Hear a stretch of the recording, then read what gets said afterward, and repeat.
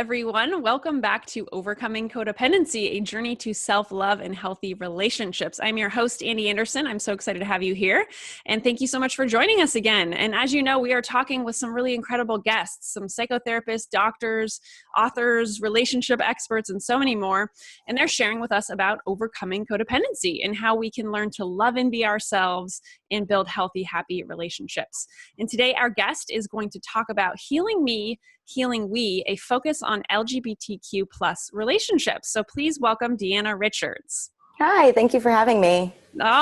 Pleasure's all mine. Thank you so much for being here. I'm so excited to dive into this topic.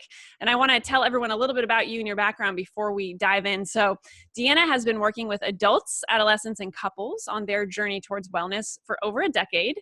She has a very broad range of experience in community clinics, in schools, private practice, court-mandated settings, and she is currently a member of the American Counseling Association and an active participant in the LGBTQ plus division, and counselors for social justice division, sexual wellness groups within the ACA, and so much more.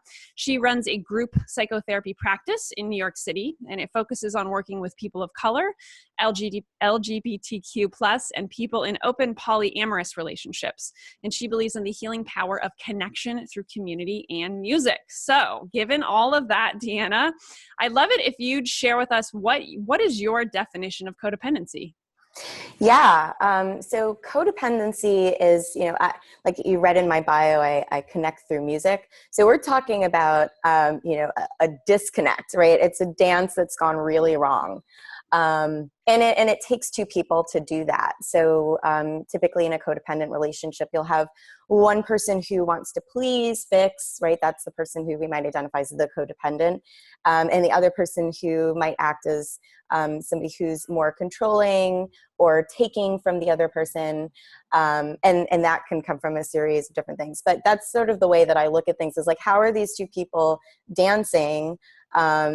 And what are the moves that they're making that are allowing this, unhealthy dynamic to exist in the relationship? I love it. Thank you. Thank you for sharing that. So let's hear a little bit about your story. I'm interested in how you got into the work that you do today. Yeah.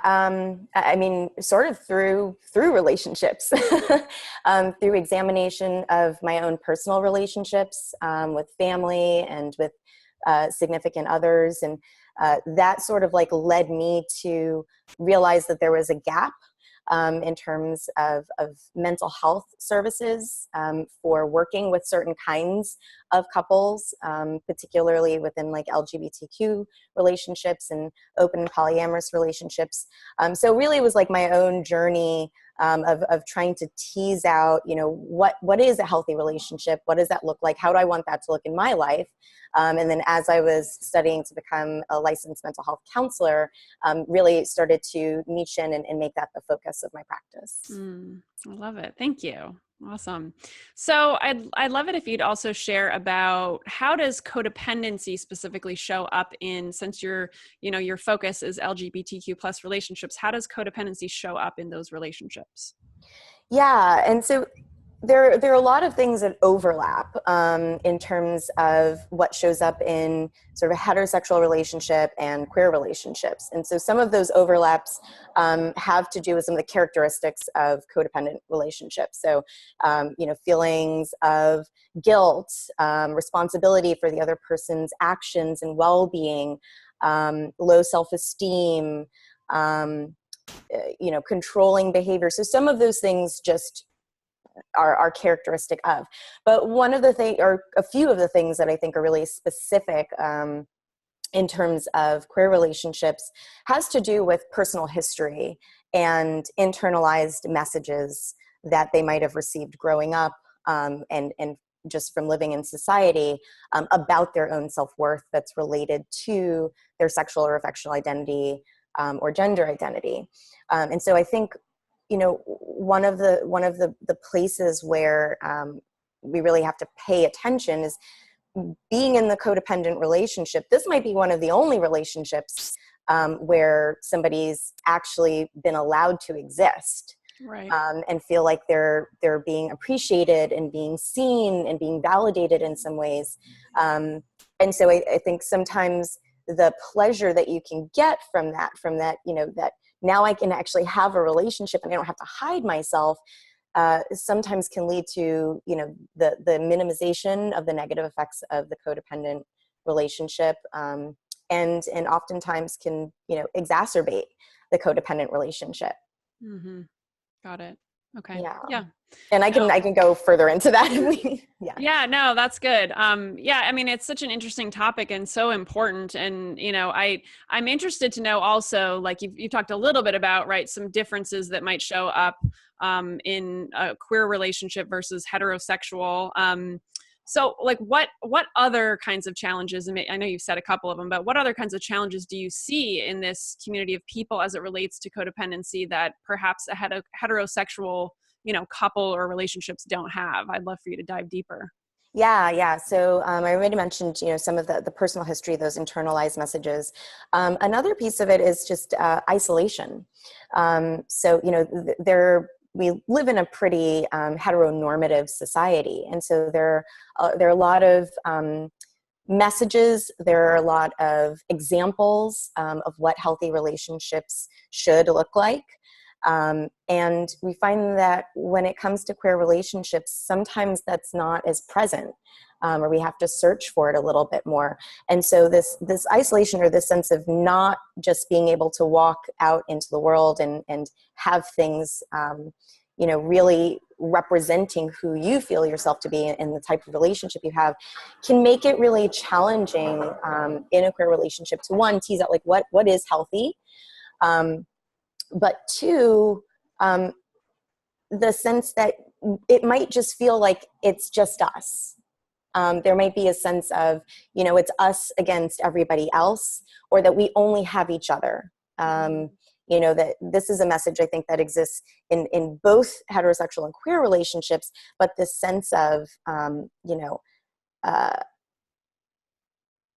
nobody else is going to love you. Nobody else is going to accept you or appreciate you the way that I do. But when we're talking about, people that identify as LGBTQ, trans, gender nonconforming clients and couples, that message is really not just coming from their partner, it's coming from the world around them.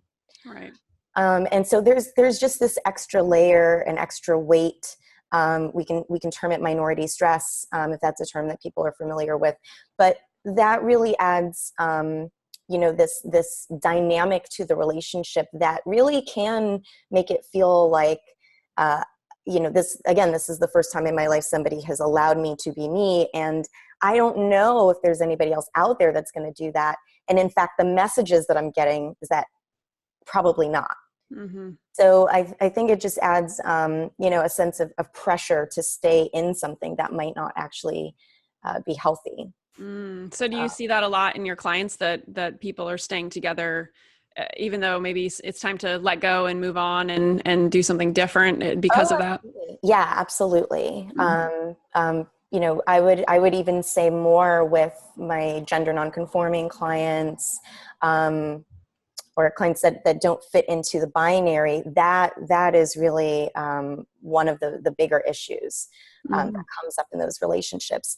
Another one that comes up a lot too is, dealing again with societal pressure, the use of alcohol or self-harming behaviors, which really can get somebody stuck in a relationship. You start to hear from one partner, maybe the partner who is self-harming or using substances, if you leave, I might hurt myself.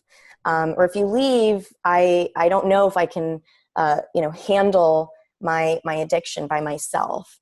And that, can trigger in the partner either, a bit of a savior complex of really wanting to protect and care for the partner. Again, added on with the pressure of, how the negative experiences that they might have faced in their life have led to them engaging in these self-destructive behaviors. So we really get this, this feedback loop of, I don't have coping mechanisms, healthy coping mechanisms. I'm experiencing, this pressure from society, pressure from family, I'm using drugs, or I'm self-harming in this way, and now I'm in this relationship, and we're not communicating, but the partner is going to perhaps enable the person to continue doing that. And there's a real sense of, if we aren't together, I just don't know what's going to happen to the other person or to us. So I think, again, that's just an added pressure that's found more in queer relationships than heterosexual relationships. Mm-hmm. Got it. Thank you. Yeah, no, this is very fascinating and enlightening for me to take a look at, all of the different, different people and different relationships, and how the challenges of that affect, codependency as they get older and have their own relationships. So I appreciate you diving in. So, your topic today is all about healing me and healing we. So I'd love for you to dive into that. So what is this healing me, healing we? Yeah.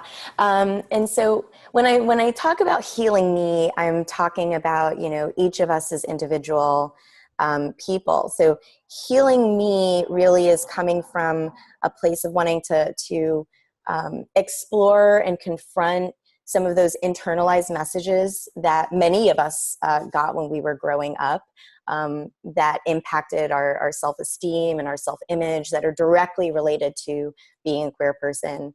And so healing me is the ability to relieve oneself, or to break away, or heal some of the damage that those internalized messages have caused. Mm-hmm. It also is a way to, figure out, what are my needs? How do I assert them as an adult? I think what happens often is, growing up, if you're not accepted by your family because of sexual preference and gender orientation, then you either learn not to talk about your needs because you have to protect yourself. Being vulnerable in that way becomes too dangerous. So you suppress it, or sometimes manipulative behaviors to get the thing that you want without exposing yourself and being vulnerable. So it's sort of like learning about why those protective mechanisms were put in place, because they're there for a reason. Everybody kind of does the thing that they do for a good reason. I think part of it is that we have to figure out why that has come to be, but then being able to learn some new ways of moving with that, learn new ways of handling emotion, of being vulnerable, of asking for what you want, for being able to walk away when somebody is unwilling or unable to give you what you want, forming those healthy boundaries, exploring and understanding behavioral patterns, developing new coping mechanisms. So all of these things really have to do with the healing of me, the healing of of individual self. And I think that can be really a place where individual therapy comes in handy, or working with a coach,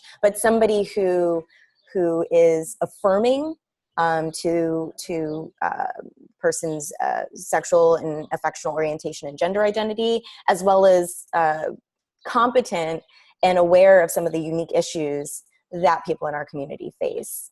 Mm-hmm. So that's what healing me is. And then healing we is sort of on two levels. So within the relationship, once somebody starts to heal themselves, and develop some of the skills that I was talking about before, it's very hard for the dynamic to continue the way it was. Sometimes you might even see the person who's being a little bit more controlling ramp up their controlling behavior, or engage in more dramatic behavior, because something is starting to shift, right, in a really radical way. And so if both people are in this process of healing themselves, that can be an amazing opportunity for a relationship transformation. If only one partner is embarking on that wellness journey, that's still an opportunity for the relationship to change. They may stay together, they may not separate, but that's a place of movement. That's a place where we have an opportunity to do something different. So it's sort of like in the dyad.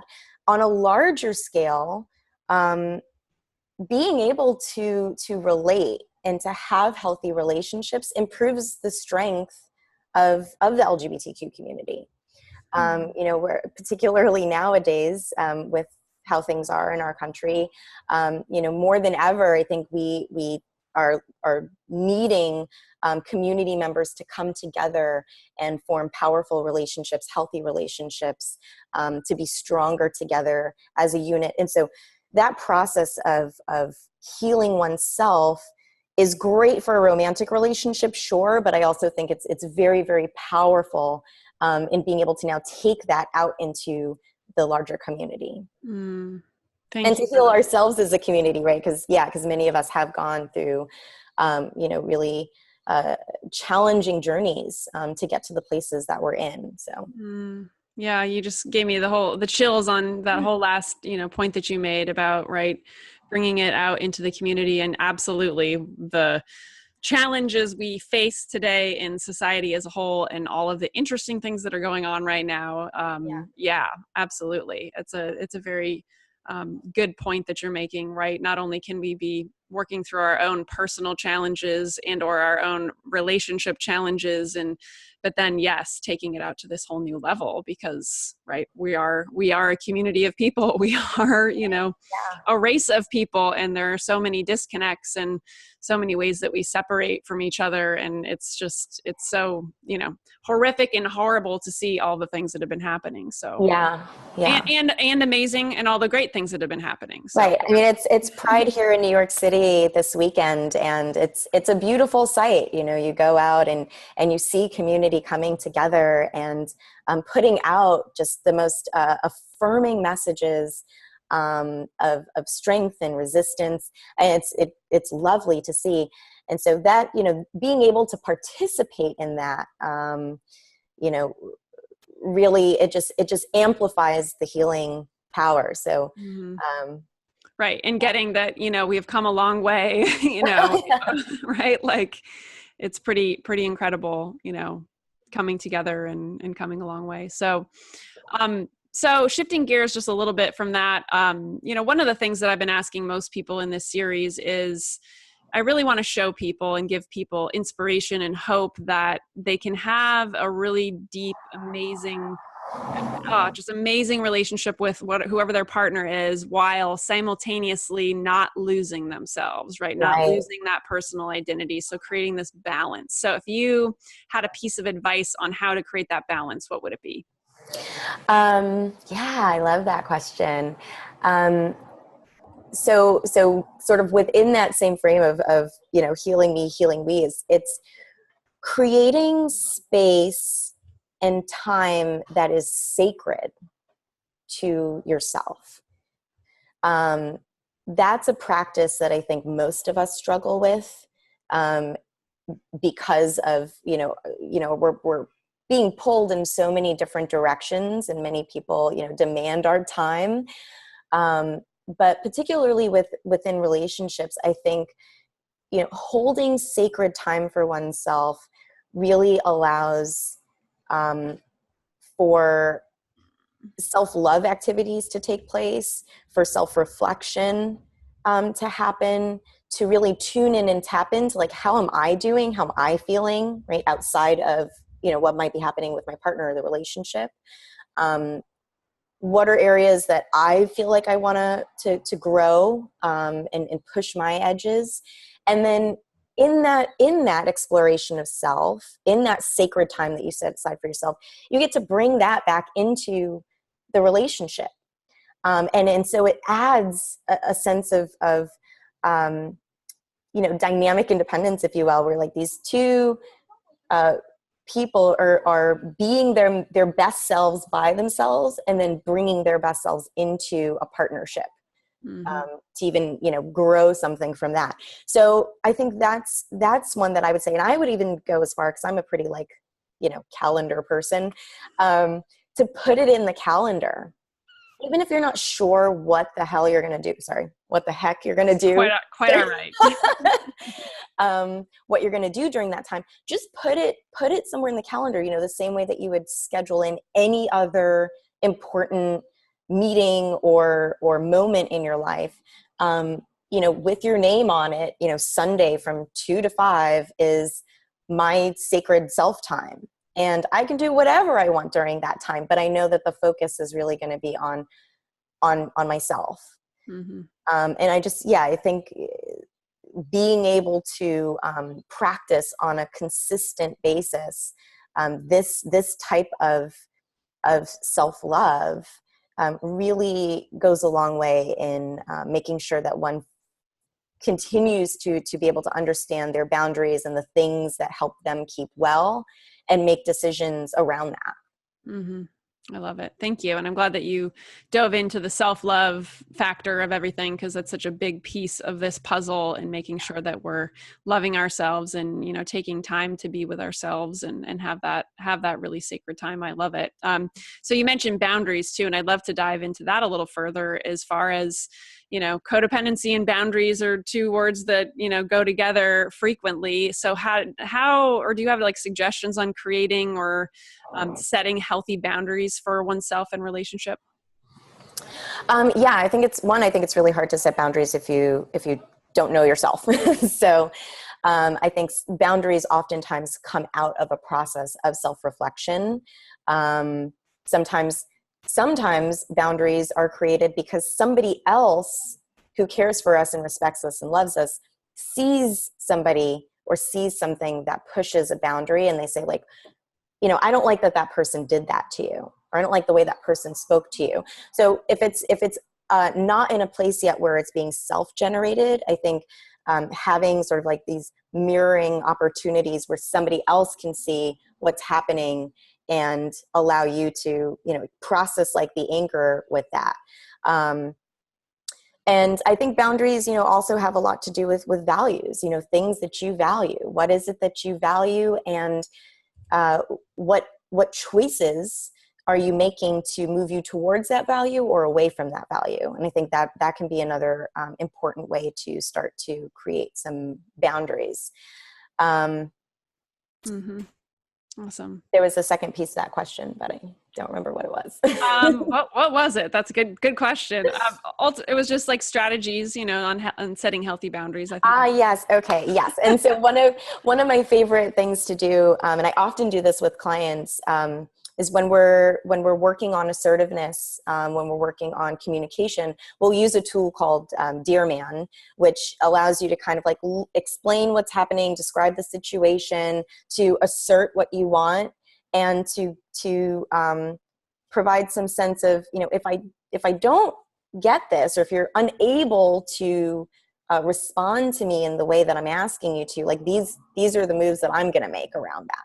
I can't control your behavior, but I can certainly control the way I'm going to take in whatever it is that you're doing. So I'll use that tool a lot with clients, just to help them start to gain a sense of self-efficacy and being able to ask for things that they feel that they need or that they want, and to be able to hold that boundary, so that if, for whatever reason, the person that they're requesting it from is unable to provide it, they have a sense of, well, this is the way that I am going to hold this boundary. Maybe we're not talking as often, or maybe we need to take a break, or, maybe I'm leaving this situation entirely.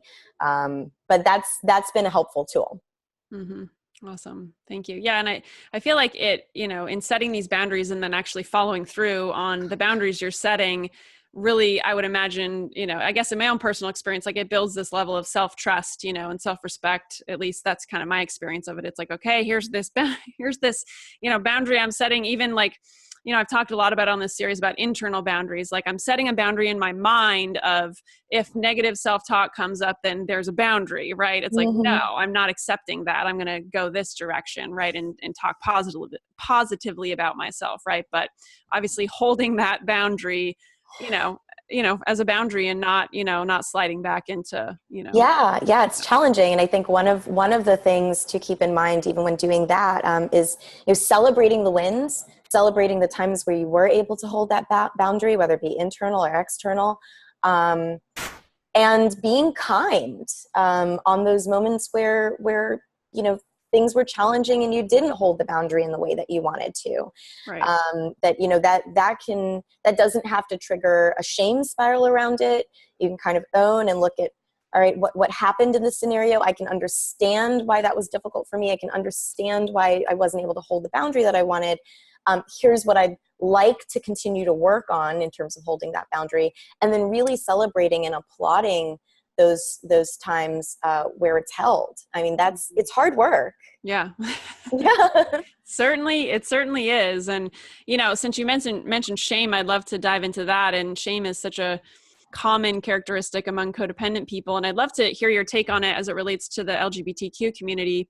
Obviously having so many challenges in our society and being, having these unique challenges, and how does that relate to shame and going in those shame spirals and codependency? So could you dive into that a little bit? Yeah. And I think it kind of comes back, again, down to what kinds of messages people received primarily when they were growing up and forming their own identity and forming their gender and sexual identity. But unpacking shame is a really, it's a big one. Shame, the way that I often describe it to clients is, shame is the thing that wants to keep you in the corner away from everybody else, right? Mm-hmm. There's no light there. There's no way for people to access you, and there's no way for you to access people. Right. So when I'm thinking about combating shame, and particularly as it relates to the queer community, it's really about, one, identifying community members, other community members. And sometimes, again, I live in New York City. And so we're really blessed in so many ways to have lots of opportunities to engage with lots of different people, particularly within the queer community. But for people that are not necessarily living in a place like this that's so diverse, sometimes, shame busting comes by way of finding an online forum where you can begin to build connection and begin to unpack and share a little bit of the shame story. Because what you end up getting inevitably is lots of people going, yeah, I felt that too. I've gone through that too. I'm going through it now, or I have in the past, and this is what I've done. And suddenly you've got people in the corner with you. Right. And soon we've got some light coming into the dark corner, and soon it doesn't feel so isolating and alone. And soon, we're unpacking that felt sense of shame and really looking at connecting with other people, which is really what it's all about. I really love a lot of Brene Brown's work around shame and how we can combat shame. And I just think within the queer community, that sense of having somebody else that you can reach out to, be it in person or online or through a therapist for the first time, is one of the most important and powerful parts of that journey. Absolutely. Yeah. Community, whatever that looks like for you is absolutely crucial. I mean, I look at even just doing this event and what it brings to people to even be part of something virtual, right? Like this, and forums and, community memberships and all sorts of different things that people have that you can be a part of to feel, like you're heard and you're not unique, and you're, we're all on a unique journey, but not that unique of a journey, right? We all have the same, kinds of things come up for all humans in the world of, right? Like shame is a very human characteristic. And yes, we're talking about it as it relates to codependency, but we're all in that journey together. So absolutely. I love it. Yeah. So let's touch a moment on vulnerability. I know that you talked a little bit about that in the beginning. So obviously being vulnerable can be very challenging for someone who's codependent. So I'd love it if you talk about that specifically in the communities that you work in, and how might one, get out there and, be vulnerable more. Yeah, vulnerability is tough. And, you know, definitely within the queer community, there there's a learned way of being in the world that is there in order to protect oneself from either perceived harms and threats or very real harm and threat, including physical harm and threat. And so, when we talk about vulnerability, I think, it goes a lot deeper than just kind of going, try it, be vulnerable, it'll help you out. It's really about understanding the person's experience and their current position. Where are they in their lives? What are some of the factors that are going to play into their ability to be safely vulnerable? Are there any people in their lives that there's some element of trust that we can grow, and then that becomes a practice place for vulnerability? But I think these are very real concerns when talking about vulnerability. And I guess I'm talking about physical as well as emotional vulnerability here. But the ideal place, the healthy place, is sort of learning how to assess for safety, which is, always going to be, I think, a strong consideration.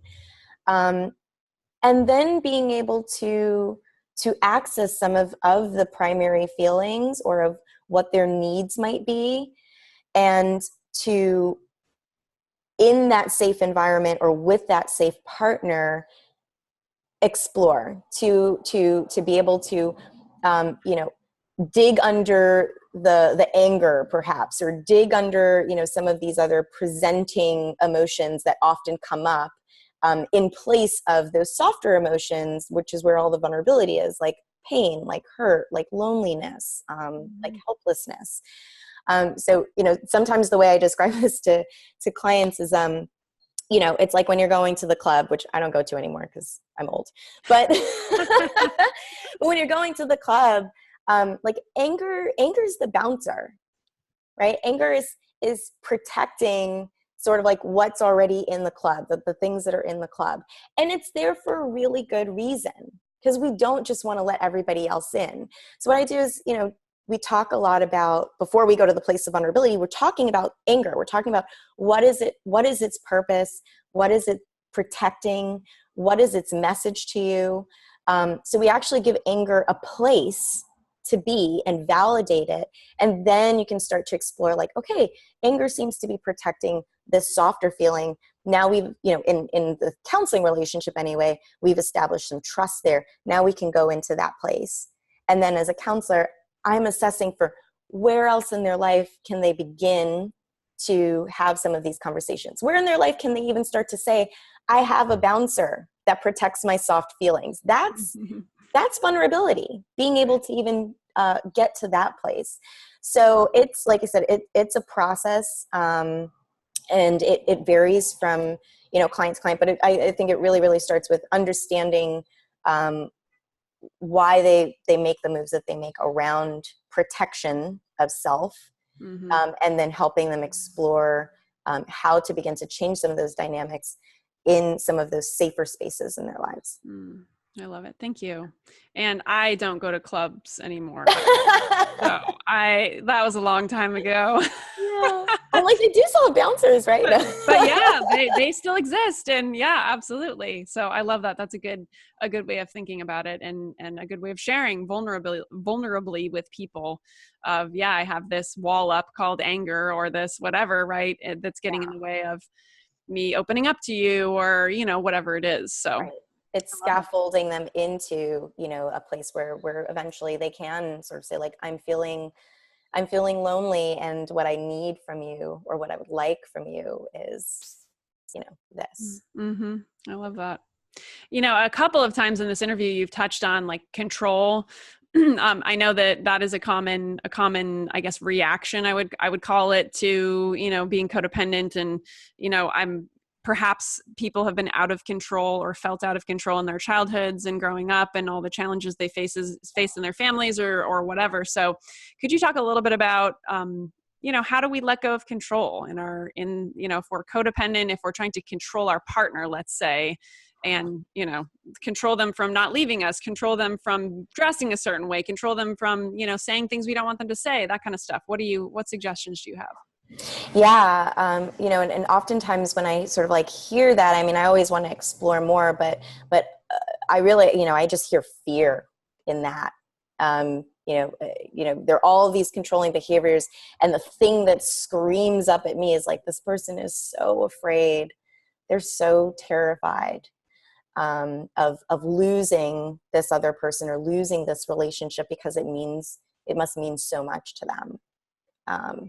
And so that's sort of like the place that I try to tap into and to go to. And so that dovetails like, right into that vulnerability conversation that we were just having.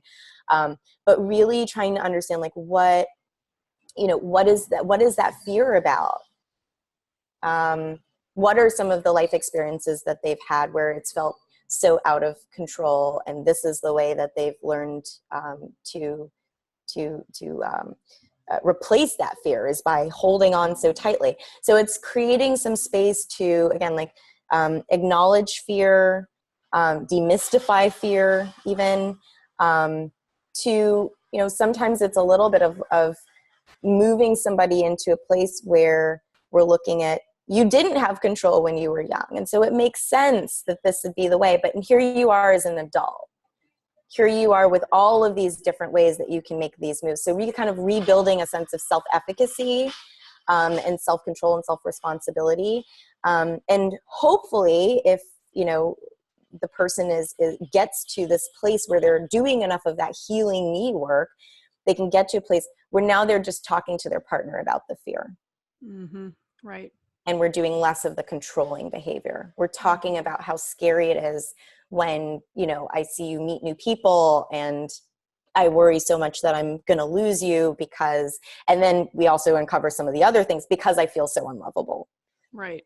Right. Yeah. And that's when we can get to that place, that's a place of just enormous transformation within the partnership and within the individual. I love it. Yeah, absolutely. And yes, you're dead on. And is, what I see too, absolutely, in myself and others, when I try to control or other people are trying to control, yeah, it's just like, man, I'm scared, or wow, you must be scared. And yeah, absolutely. Just taking a look at what that really is about. So yeah.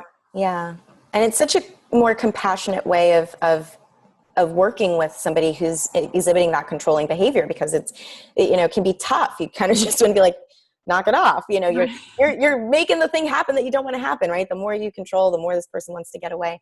But that's been something that's helpful for me is, kind of coming from a trauma-informed lens of there are really good reasons why this person is behaving in this way. Gosh, they must have been so out of control in so many other parts of their lives, and then being able to hold some compassionate space and care for that fear, really kind of bringing in that little person inside who's just like railing and terrified, and being able to it's a lot easier to give that person a hug, right, than the person that's doing some of the right. Controlling behavior. Yeah. Mm-hmm. Yeah, no, that's a good point. Yeah. Recognizing that we all have that little kid inside of us that, dealt with what we dealt with, and we did the best that we could. And, and giving that little child a hug for sure. I love it.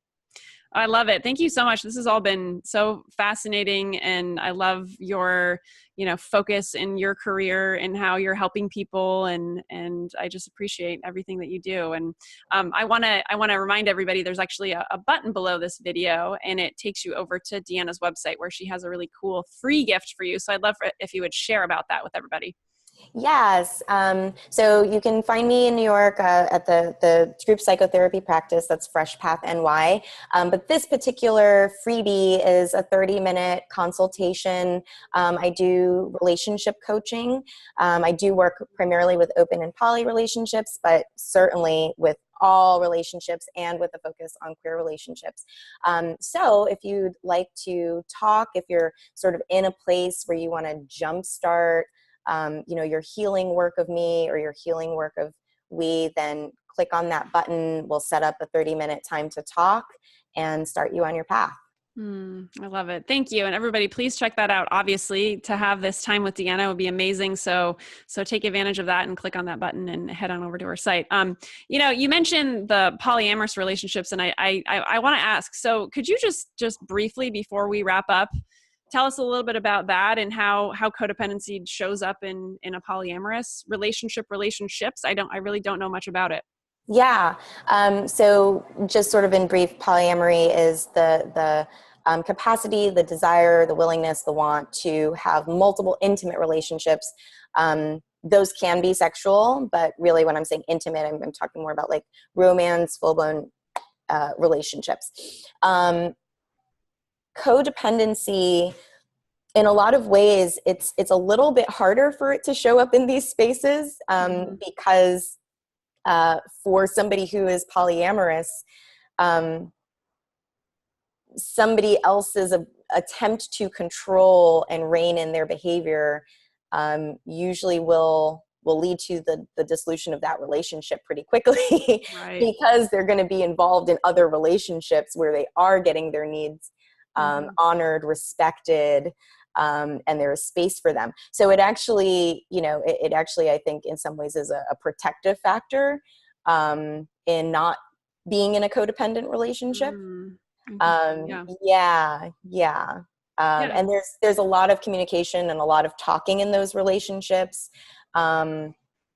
All of the feelings that exist in monogamous relationships come up, like, jealousy and fear of losing the other, and things like that. But with healthy polyamorous relationships, I would say the communication mechanisms are sort of already built in to address and handle some of those harder feelings. Right.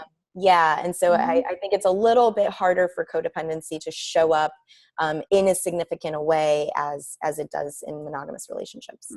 I love it. Thank you. I appreciate you diving into that real quick. I just, I haven't asked you that around, that segment of your work. And for anyone listening right now who is in a polyamorous relationship, obviously I'm just want to make sure we're addressing everybody here. So I love it. Thank you.